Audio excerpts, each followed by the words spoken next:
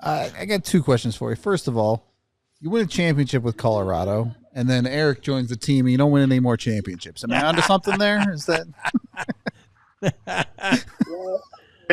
All right, here we are with former Avalanche, one of the first Avalanche. He was here in that inaugural season, 95-96, obviously afterwards too, but in inaugural Av, and then obviously our friend Rene Corbet. Welcome. Thanks for joining us. We're excited to have you, and we're doing a little bit of the rounds of Avalanche 1.0 back then. That's how we call it, of the old pioneers of the old Avs that were around. So first and foremost, thanks for joining us, and I know you're in beautiful Calgary. It looks like the sun's out today, so thanks for joining us.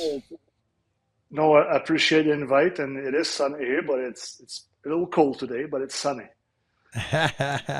So just to give the viewers a little bit, Corby and I lived together for a few years. My dad was Corby's agent back before he was running the Quebec Nordiques, and Corby ended up being a second rounder, but I know you can brag about it now, which you were 24th overall. Now you can tell people you're a first rounder, right? If you do the math. And then he ended up obviously being an early pick of the Nordiques. But what I was trying to say here is friend of the family, my friend for a long time, and it was such a joy to play with you. But I want you to talk a little bit about how you scored, first of all, 70 plus goals in juniors in one season, and 150 points, whatever it was, and twice you scored over 30 goals in the American League, and then found your way in the NHL and had to find a nest, especially on the roster with Sakic and Forsberg. I want you to tell a little bit of the listeners of what clicked in your head to say, hey, if I want to make this team, I got to change my way, and maybe I am not a goal scorer, but I'm something else. Yeah, that's correct. I mean, the 79 goals in junior, that was one thing. And going after that, try to make your way up to the NHL level. I went through the process in Cornwall, Ontario, playing the AHL, and I still scored quite a bit of goals there. And I couldn't find my way to be the top 2-3 lines with the Quebec Nordiques or the Avalanche. But I learned a lot in the minors, in the AHL. At the end of the day, I feel like hard work pays off. And I wasn't one of those guys that was 20, 21, 22 years old. I just keep working hard. And at the end of the day, I decide, I have to do something else. If I want to be playing in the NHL and as a third, fourth line player and still get some points, but I have to be more defensively and be more all-around player, play a two-way game. And then obviously, I'll jump in and I'll let Rudo after, but also talk about the physicality of things.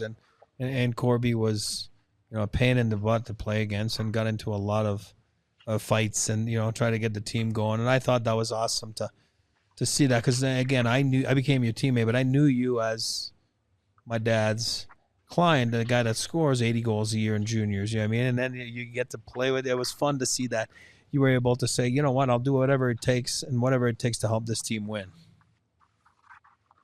Yeah, exactly. At the end of the day, and when I was there, I said the only thing you can do is kind of control yourself and do the best thing that to have a chance to be in the lineup every night or every second night. And what can I do at practice, off the ice, at the gym, whatever I can do to make sure that I have a chance to be in the lineup, and that's why I make my way up.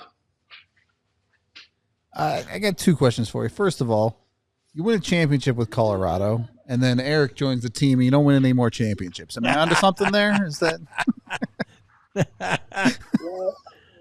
We were close. We were close when the first year you came to Colorado. Yeah. We lived together.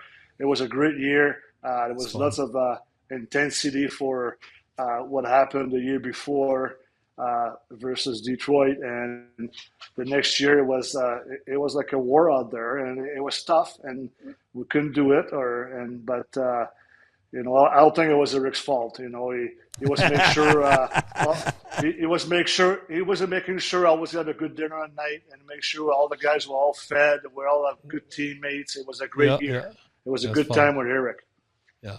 Good to hear. My actual question, During that cup run, you were in and out of the lineup, but you did get in for all 4 games against Florida in the final. You had the 3-point night in game 2. At what point did it set in that you guys were going to win that championship? I would say pretty much, I would say in the third round, the third round against Detroit, I feel like the confidence at a high level of confidence was there. I feel like we couldn't lose anymore. It was such a high confidence team, and everything was going the right direction, the right way, every shift, every minute of the game, and the confidence was just there. We're like invincible, basically. Hey, and I go back to, obviously, I wasn't there that year. You guys win the game. I mean, win the Stanley Cup, and it's just crazy. And you guys were the pioneers in this town, and it was new, and it was the first sports championship, right? Major championship for the city of Denver, state of Colorado. But we had so much fun together. I tell people all the time, like, we were living together at the Breakers, and the whole team was living at the Breakers on Leedsdale, and it was such a fun time in my life, and I know it was a fun time in your life. And but I'm trying to remember what you did with your day with the Stanley Cup, and I know people always ask, like, hey, what do people do with the cup? And I don't remember what you did with your cup that summer, your day with the cup. I was fortunate, like I had like kind of a day and a half, almost 2 days, but it was the last minute. And, as a rookie, you always get the last day to pick. So it was in August. Yeah. And out of a sudden, we tried, I did organize a golf course for some minor hockey in my city, my hometown in Saint-Hyacinthe. So we put together a golf tournament charity. I think we raised like, I don't know, $13, $12 or $1,000 to give to the kids. Minor hockey, and had a family dinner, and we had some fun after that with some friends and more private, and it was pretty simple, but it goes fast. And when you're 23 years old, you think you're going to win one more cup, but it goes fast, and all of a sudden you're not. Jumping around a little bit here, but you're French Canadian. In the latter portion of your career, you spent a lot of time playing in Germany. First of all, how hard is it trying to play in somewhere where you don't speak the language? And secondly, how is it that hockey can translate so well beyond language barriers? Well, I think the guys you're playing with overseas, most of the guys will have a little bit of an English background, will learn English at school. The coaches are mostly from North America, so everything was pretty much in English there in Germany. But I was fortunate, like I had the chance to learn lots of German, and I'm still be able to speak German a little bit, not too much anymore, but I used to be. Two of my boys were born in Germany, so it was a great experience, and they all went to school in Germany at the beginning when they were younger. But no, it's pretty bilingual as well in Germany, and especially my last year and a half, I played in Norway, and the Norwegian, they're very mostly bilingual as well. Well, people don't tend to forget you were part of the Theo Fleury trade, and he ended up going to Calgary. And like I said, looking in the background right now, it's kind of nice. And tell us a little bit like how you ended up settling life in Calgary, married a girl from the area down there. You guys have kids now, so tell us a little bit what the kids are doing and how good it's been and what you've been doing in Calgary. Yeah.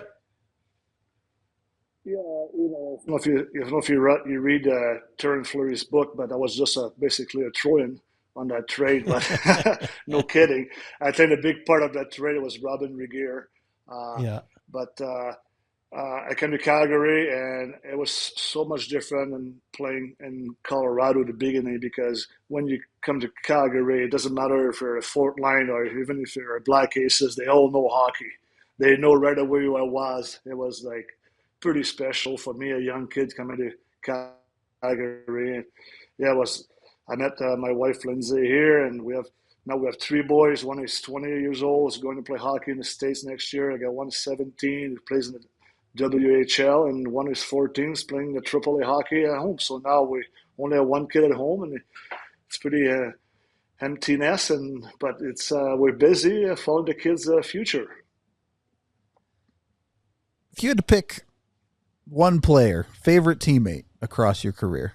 Can't be me, though. It can't be me. Favorite player across the country, you said, right? Or sorry, Your whole career. Anywhere. my whole career. Well, I was pretty close back in the days, and Eric knows that too. He knows him very well as well. Peter Forsberg. We had a great moment together in Colorado. We were roommates on the road for about a year and a half, and we played games on the road. I got to know him very well as a teammate and as a person. And my son, keep in touch a little bit when I play in Europe, but obviously sometimes it's tough to keep in touch with everybody. But I say it was a favorite one. But the other guy that was kind of a goofy one, it was Mike Ritchie. I like Mike Ritchie when I played with him in Colorado. That guy was a beauty. It was just an insane beauty. And Mike was such a great guy, great teammates. Anytime I need some help, I need to call him. He will help me out with anything. We're going to interview Mike pretty soon here, so we'll have to ask him about you then. Yeah. Well, anyway, that was awesome. Good to no flavors with me. Yeah, exactly. We won't tell him. See what he says, but I'm sure he's going to say, big goal, game 3. Right? Is that the one that, remember, he always makes fun of you? Game 3, oh, right? Yeah. Oh, you'll be like, oh, crazy leg, crazy leg, yeah.